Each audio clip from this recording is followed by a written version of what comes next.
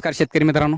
तर मित्रांनो, आजच्या या व्हिडिओमध्ये तुम्हाला सांगणार आहे की शेळी पालन करत असाल तर मित्रांनो, हे जे समोर तुम्ही बघत आहे हे आहे मोहरीचं तेल. मोहरीचं तेलाचं एक शेळी पालनामध्ये काय फायदे आहेत तर आपण आजच्या या व्हिडिओमध्ये तुम्हाला सांगणार आहे.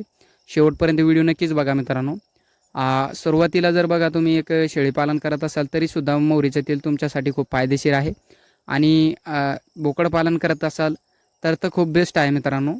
आणि बकरी साधी जर बोकड तयार करत असाल तर मग त्यांच्यासाठी खूप बेस्ट आहे. तर मित्रांनो, हे देण्याचं लिमिट म्हणजे एक लिमिटच्या आत द्यावं लागतं आहे. आणि एक कोणकोणत्या ऋतूमध्ये द्यावं लागतं आहे किंवा कोणकोणत्या ऋतूमध्ये तुम्हाला एक चांगला याचा एक फायदा मिळतो आहे ते सुद्धा तुम्हाला या व्हिडिओमध्ये सांगतो. सुरुवातीला जर बघायचं झालं तर एक हिवाळ्यामध्ये, आता जे हिवाळा आहे मित्रांनो त्याच्यामध्ये जर तुम्ही दिला तर खूप चांगला रिझल्ट मिळतो आहे. आणि दुसरं म्हणजे एक तुम्ही पावसाळ्यामध्ये दिला तर खूप चांगला रिझल्ट मिळतो आहे. आणि उन्हाळ्यामध्ये एक तर शक्यतो देऊच नका, पण दिलात तर थोडा कमी प्रमाणात द्या. तर त्याच्या अंगी एक तेलाच्या अंगी खूप गरमाट राहते मित्रांनो. हिवाळ्यामध्ये जर दिला तर पिल्लांना, लहान पिल्लांना जर दिला तर त्यांना थंडीच लागत नाही. तर मी आता माझ्या शेडवरती मी वापर कशा पद्धतीने मी सुद्धा देतो आहे त्यांना. 2 वर्षापासून मी एक माझ्या शेडवरती हा तेल वापरतो आहे मी.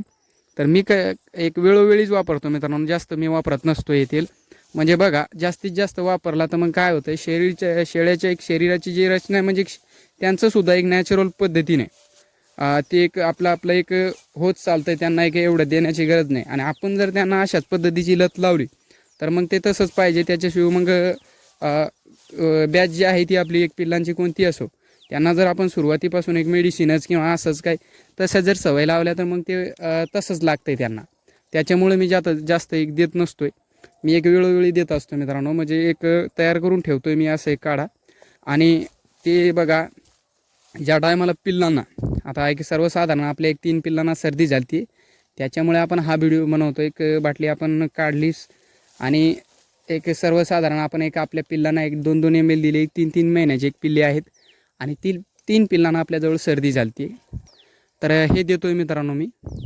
आणि याच्यामुळे खूप फरक मिळतो आहे मला किंवा एक खूप चांगला रिझल्ट मिळतो, त्याच्यामुळे मी एक वापरतो आहे. आणि शेळ्यांनासुद्धा एक मी सर्दी झाल्यावरती देतो आहे, असं देत नाही मी शक्यतो. आणि काही बोकडांना, जे आपले बोकड आहेत ज्या टायमाला मी विक्री करतो आहे बोकड, तर मेन म्हणजे मुद्दा म्हणजे भाऊ म्हणजे शेतकरी मित्रांनो, मेन मुद्दा म्हणजे ज्या टायमाला मी बोकड विक्री करतो आहे, म्हणजे आता सर्वसाधारण आपल्याला एक माझं एक ठाम राहतं आहे की मला या महिन्यात पिल्ले विक्री करायची आहे.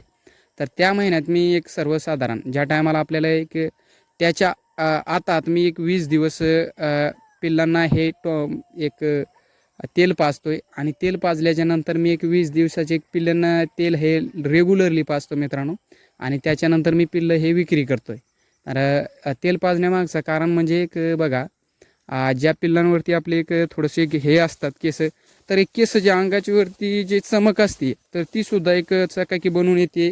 आणि क्वालिटीसुद्धा खूप चांगली राहते पिल्लांची. त्याच्यामुळे मी हे वापरतो आहे मित्रांनो. पिल्ले विक्री करण्याच्या टायमाला शक्यतो मी एक 20 दिवस कंटिन्यू पिल्लांना देतो आहे. ते पण एक पिल्लाचं एक वजन पाहून किंवा पिल्लाचं एक अंदाजे आपण देत असतो आहे. जास्ती देण्यासाठी जास्त जर दिला मित्रांनो तर मग त्याचेसुद्धा एक साईड इफेक्ट होतील. पण आपल्याजवळ अजून तर काही झालेलं नाही. पण शक्यतो एक किती काही दिलं पण एक कमी प्रमाणात देत चला. तुम्हाला सांगितलं मी की एक 3-3 महिन्याचे आपण एक पिल्लांना 2-2 ml देतो आहे. आणि सर्वसाधारण 7-7, 8-8 महिन्याचे असतील तर मग 5-5, 6-6 दिलं तरी काय हरकत नाही. तर खूप चांगला रिझल्ट आहे. कसा वाटला व्हिडिओ नक्की कमेंटमध्ये सांगा. व्हिडिओ आवडला असेल तर एक लाईक करा. भेटूया अशाच व्हिडिओसोबत. धन्यवाद शेतकरी मित्रांनो.